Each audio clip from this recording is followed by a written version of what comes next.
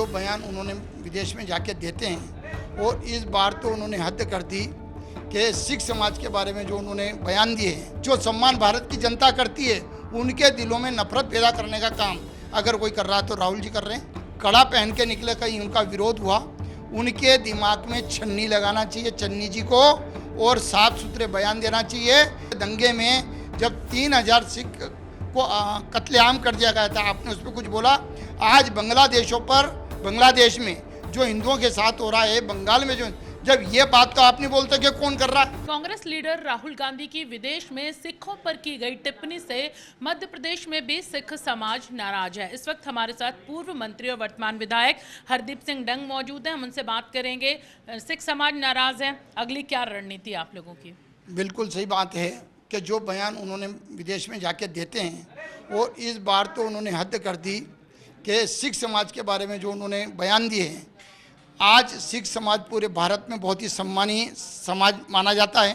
पगड़ी की यहाँ पर बहुत सम्मान है, कड़े का, कृपाण का यहाँ पर सम्मान है। और वहाँ पर जाके विदेश में भारत को बदनाम करने की साजिश जो लगातार राहुल जी करते हैं, तो ये कहीं ना कहीं दुखदायी घटना है। और पन्नू जैसे आतंकवादी संगठन जब राहुल जी का समर्थन कर देते हैं, तो ये समझ में आती है कि राहुल जी की मानसिकता भारत को तोड़ने की है।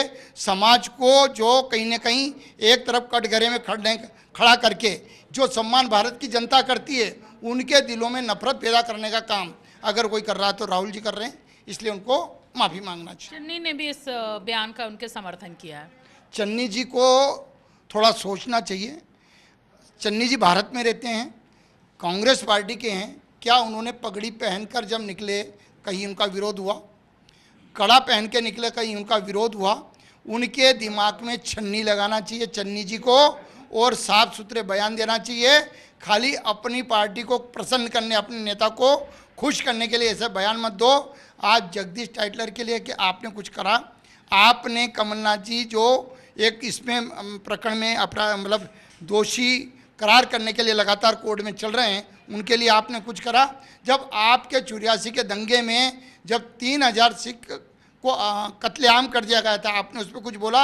आज बांग्लादेश में जो हिंदुओं के साथ हो रहा है, बंगाल में जो, जब ये बात तो आप नहीं बोलते कि कौन कर रहा है, पर जहाँ पर सम्मान सिख कौम को मिल रहा है तो आप बदनाम कर रहे हैं।